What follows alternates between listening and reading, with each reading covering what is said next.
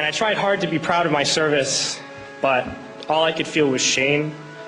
And racism could no longer mask the reality of the occupation. These were people, these were human beings. I've since been plagued by guilt anytime I see an elderly man, like the one who couldn't walk, who we rolled onto a stretcher and told the Iraqi police to take him away.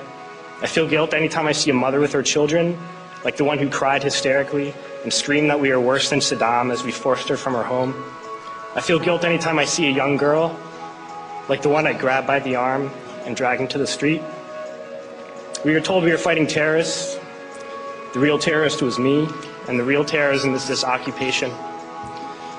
Racism within the military has long been an important tool to justify the destruction and occupation of another country. It has long been used to justify the killing, subjugation, and torture of another people. Racism is a vital weapon employed by this government. It is a more important weapon than a rifle, a tank, a bomber, or a battleship. It is more destructive than an artillery shell, or a bunker buster, or a Tomahawk missile. While those weapons are created and owned by this government, they are harmless without people willing to use them. Those who send us to war do not have to pull a trigger or lob a mortar round. They do not have to fight the war, they merely have to sell the war.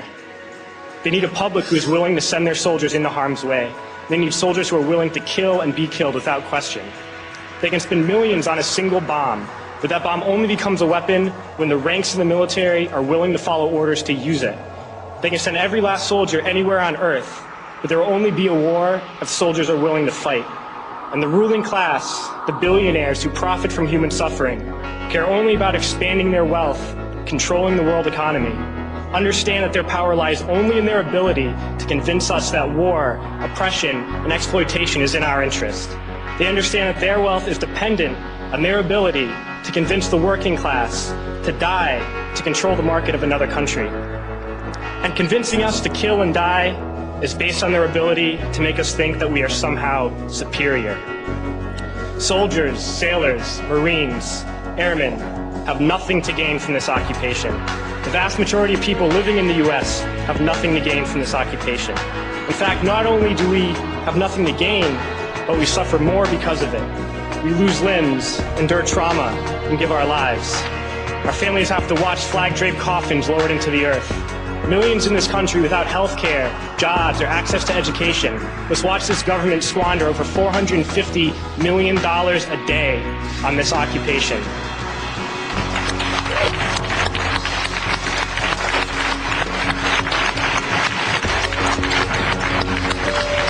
Poor and working people in this country are sent to kill poor and working people in another country to make the rich richer.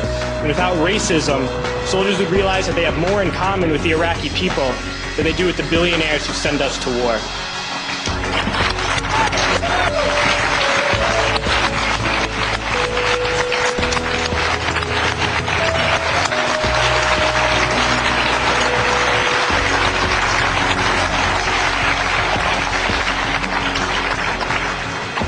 I threw families onto the street in Iraq, only to come home and find families thrown onto the street in this country, in this tragic and unnecessary foreclosure crisis. We need to wake up and realize that our real enemies are not in some distant land. They're not people whose names we don't know and cultures we don't understand. The enemy is people we know very well and people we can identify. The enemy is a system that wages war when it's profitable. The enemy is the CEOs who lay us off from our jobs when it's profitable. It's the insurance companies who deny us health care when it's profitable. It's the banks who take away our homes when it's profitable. Our enemy is not 5,000 miles away. They are right here at home. If we organize and fight with our sisters and brothers, we can stop this war, we can stop this government, and we can create a better world.